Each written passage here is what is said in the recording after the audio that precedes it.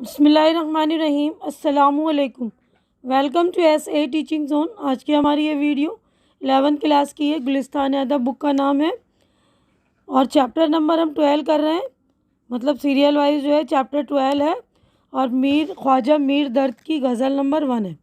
پہلی غزل ہے، یعنی ہر شاعر کی دو غزلیں ہیں، تو یہ غزل نمبر 1 ہے، پہلی غزل ہے۔ تو ہم غزل پڑھیں اس سے پہلے ہم خواجہ میر درد جو شاعر ہیں ان کا تعارف دیکھتے ہیں۔ تو دیکھیے، خواجہ میر درد 1721 میں پیدا ہوئے اور 1785 میں ان کا انتقال ہوا۔ خواجہ میر نام اور درد تخلص۔ ان کے اجداد بخارا سے آ کر دہلی میں آباد ہوئے۔ خواجہ بہاؤالدین نقش بندی سے نسبی تعلق کی بنیاد پر یہ کہا جا سکتا ہے کہ تصوف انہیں ورثے میں ملا۔ درد طبعاً بہت سادہ مزاج اور قناعت پسند تھے۔ دلی کی تباہی کے دنوں میں بھی وہ ترک وطن پر آمادہ نہ ہوئے، جبکہ اس وقت کے سیاسی اور سماجی حالات کی وجہ سے شعراء کی اکثریت دوسرے شہروں کا رخ کر رہی تھی۔ ان کے کلام میں تصوف کا رنگ نمایاں ہے۔ وہ زندگی کے پیچیدہ معاملات اور نادر خیالات کو کامیابی کے ساتھ ادا کرنے پر قادر تھے۔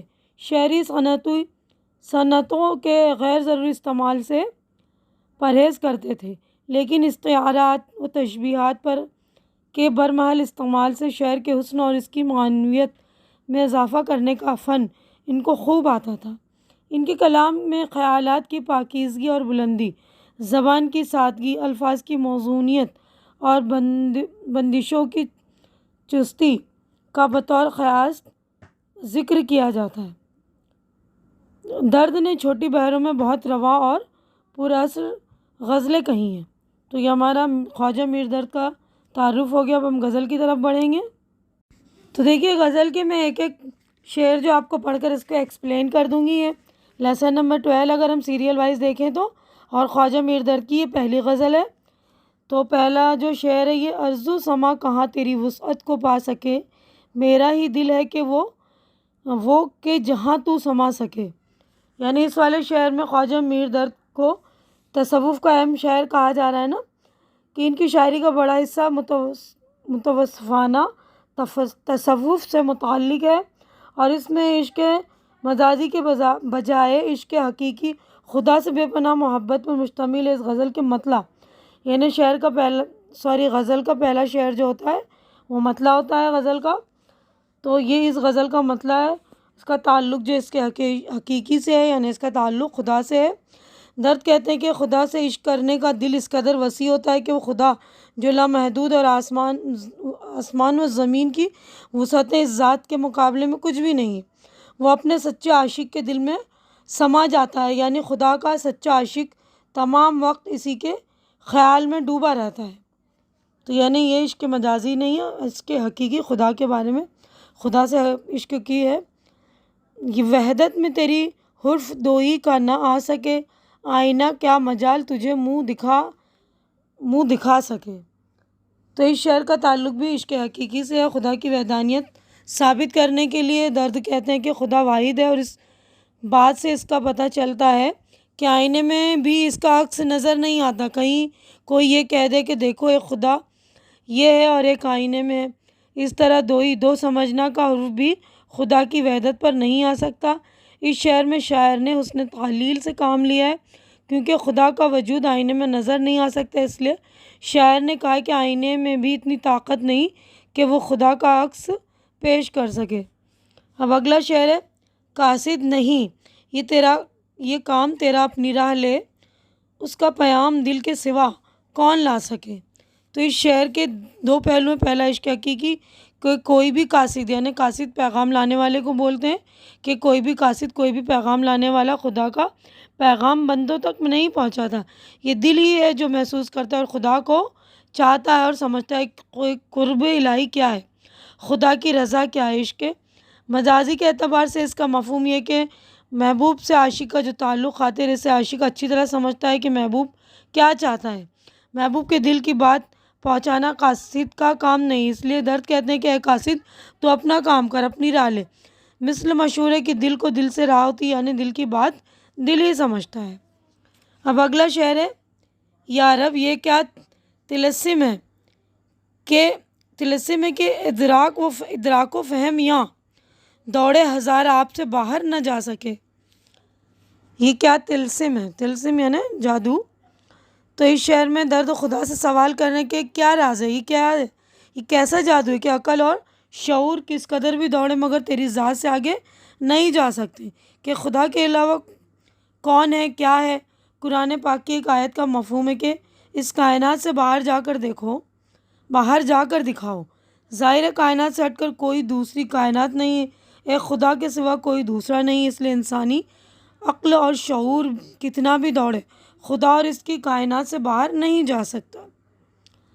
اب اگلا جو شعر ہے، مست شراب عشق وہ بے خود ہے جس کو حشر اے درد چاہے لائے بخود پھر نہ لا سکے. تو اس والے شعر میں جو اس غزل کا آخری شعر ہے اس میں شاعر نے جو اپنا تخلص استعمال کیا نا، درد. تو اس والے شعر میں جو ہے شاعر کہہ رہے ہیں کہ جو شخص عشق کی شراب سے بے خود ہوا اسے کوئی ہوش میں نہیں لا سکتا.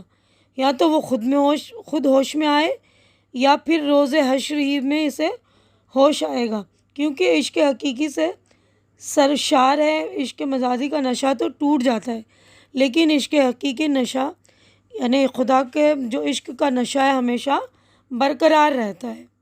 تو ہماری غزل ہو گئی مکمل. تو یہاں پر دیکھیے مشق ہو رہی ہے اسٹارٹ. نیچے یہاں پر مشق میں جو ہے پہلا لفظ و معنی ہے. تو پہلا لفظ ہے ارض و سما، یعنی زمین اور آسمان، وحدت ایک ہونا، یعنی خدا کی وحدت کا ہم اقرار کرتے ہیں نا، تو وحدت اللہ کی وحدت کے لیے نیکسٹ پیج پر ہم چلتے ہیں. اب اگلا لفظ ہے دیکھیے دو سمجھنا غیریت، قاصد پیغام لانے والا الچی، طلسم جادو، ادراک و فہم عقل اور سمجھ و شعور، مست شراب عشق محبت کے نشے میں چور، بے خود اپنے آپ سے بے خبر مدہوش. تو اب ہمارا جو ہے الفاظ معنی بھی مکمل ہو گیا. اب یہاں پر دیکھیے اسی غزل سے متعلق غور کرنے کی بات ہے. غور کرنے کی بات، خواجہ میر درد کو تصوف کا اہم شاعر کہا جاتا ہے. ان کی شاعری کا بڑا حصہ عشق حقیقی کے عناصر سے لبریز ہے، لیکن اسی کے ساتھ عشق مجازی کی جھلک بھی ان کے کلام میں دیکھی جا سکتی ہے. خدا کی محبت کو عشق حقیقی اور دنیا والوں سے عشق کو عشق مجازی کہا جاتا ہے. مطلب میں عشق حقیقی عظمت کی طرف اشارہ ہے اور بتایا گیا ہے کہ خدا سے عشق کرنے والے اس قدر وسیع القلب ہوتا ہے کہ زمین و آسمان کی وسعتیں بھی اس کے مقابلے میں ہیچ نظر آتی ہے. یعنی زمین اور آسمان کی وسعت یعنی اس کی چوڑائی لمبائی دیکھی جائے تو کتنی ہے، لیکن اللہ کے جو عشق میں مبتلا ہو جاتا ہے اس کو تو یہ چیزیں بھی ہیچ نظر آتی ہیں نا. تو ہمارا جو ہے یہ غور کرنے کی بات بھی مکمل ہو گیا. یہاں پہ دیکھیے سوالات ہیں، تو اس پیج پہ دیکھیے 3 سوالات ہیں، تو تینوں کے ہم جوابات دیکھ لیتے ہیں. پہلا سوال ہے درد کو کہ دلی چھوڑ کر نہ جانے کا ذکر کیوں کیا جاتا ہے؟ تو جواب دیکھ لیجئے. تو دیکھیے جواب ہے مغل حکومت کے کمزور ہونے پر یہاں کے سیاسی اور سماجی اور معاشی حالات اس قدر خراب ہوئے کہ عام شہریوں ہی کو نہیں، شاعروں اور ادیبوں کو روزگار کی تلاش میں دوسرے شہروں میں جانا پڑا. خواجہ میر درد کے معاصر شہر اودھ کے مختلف علاقوں فیض آباد، لکھنؤ وغیرہ میں چلے گئے. چونکہ درد بہت سادہ مزاج قناعت پسند تھے، اس لیے دلی کی تباہی کے دنوں میں بھی وہ دلی چھوڑ کر کہیں نہیں گئے. اب سوال نمبر 2 ہے مطلب میں لفظ تری کس کے لیے استعمال ہوا ہے؟ تو جواب ہے لفظ تری ذات خداوندی کے لیے استعمال ہوا ہے. سوال نمبر 3 ہے دوسرے شعر میں وحدت اور دوئی نیز آئینہ اور منہ دکھا سکے کہ لفظوں میں کیا تعلق ہے، یعنی یہ لفظ جو ہے ایک دوسرے کے ساتھ ان کا تعلق بتانا ہے. تو جواب دیکھیے ان الفاظ کی مناسبت لفظی کے ساتھ صنعت تضاد کا تعلق ہے. وحدت اور دوئی، وحدت یعنی ایک سنگل اور دوئی یعنی دو میں ضد ہے، یہ صنعت تضاد ہے. آئینہ میں منہ یا چہرہ دیکھا جاتا ہے، یہ مناسبت لفظی ہے کیونکہ منہ دکھا سکے کی نسبت سے یہاں آئینہ کا استعمال ہوا ہے، تو یہ لفظی مناسبت سے ہے. اب اگلا سوال نمبر 4 ہے. تو 4 سوالات ہیں. مست شراب عشق کی ترکیب میں زہر کا جو استعمال ہوا ہے اس کو کیا کہتے ہیں؟ کبھی کبھی 2 یا زائد بامعنی الفاظ ملا کر ترکیب بناتے ہیں اور ان لفظوں کو جوڑنے کے لیے زیر حمزہ یا بڑی اے کا استعمال کرتے ہیں تو یہ استعمال اضافت کہلاتا ہے۔ مست شراب عشق کی ترکیب میں زیر بطور اضافت استعمال ہوا ہے۔ تو یہ آپ کو سمجھ میں آگے بڑھتے ہیں ہم۔ تو دیکھیے سوال نمبر 4 تھا، یہ بھی ہم نے کمپلیٹ کر لیا۔ اب عملی کام ہے ہمارا۔ چوتھے شعر میں درد نے کہا کہ دوڑے ہزار آپ سے باہر نہ جا سکے۔ غالب نے بھی اپنے ایک شعر میں رگوں میں دوڑنے پھرنے کا ذکر کیا ہے، وہ کون سا شعر ہے اور وہاں کس کے دوڑنے پھرنے کی طرف اشارہ ہے؟ تو جواب اس کا بھی اور اس کا بھی ہم جواب دیکھ لیتے ہیں دونوں کے۔ تو دیکھیے جواب ہے غالب کا یہ مشہور شعر ہے نا، رگوں میں دوڑتے پھرنے کے ہم نہیں قائل، جو آنکھ ہی سے نہ ٹپکا تو پھر لہو کیا ہے۔ اس شعر میں غالب نے رگوں میں لہو یعنی خون کے دوڑنے پھرنے کا ذکر کیا۔ اگر جسم میں لہو ہے تو پھر اس کا اظہار بھی ہو یعنی شدت غم سے آنسو کی جگہ ہو آئے۔ میر درد اور میر تقی میر دونوں شاعروں کا ایک شعر ایسا لکھیے جس میں عشق کے تجربے کا بیان ہو۔ تو خواجہ میر درد کا شعر ہے، ان دنوں کچھ عجیب ہے میرا حال، دیکھتا کچھ ہوں دھیان میں کچھ ہے۔ اور اگلا جو ہے میر تقی میر کا شعر ہے کہ وجہ بیگانگی نہیں معلوم، تم جہاں کے ہو وہاں کے ہم بھی ہیں۔ تو یہ ہمارا مکمل ہو گیا عملی کام بھی۔ تو دیکھیے خواجہ میر درد کی جو غزل تھی یہ ہماری غزل نمبر 1 مکمل ہو چکا ہے۔ میں یہیں پر اپنی ویڈیو بھی مکمل کرتی ہوں۔ اگلی غزل جو ہم اگلے ویڈیو میں بنائیں گے، امید ہے کہ جو کچھ میں نے آپ لوگوں کو سمجھایا اچھی طرح سے آپ کی سمجھ میں آ گیا ہوگا اور میری ویڈیو بھی آپ لوگوں کو اچھی لگ رہی ہوگی۔ اچھی لگ رہی تو اسے لائک کیجئے، زیادہ سے زیادہ شیئر کیجئے تاکہ آپ کے جو بھی ضرورت مند دوست وغیرہ ان کی ضرورت پوری ہو سکے، اور میرے چینل کو سبسکرائب کر کے آپ لوگ میری بھی ہمت بڑھائیے، میرا حوصلہ بڑھائیے۔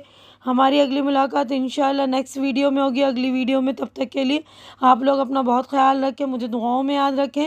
اللہ حافظ۔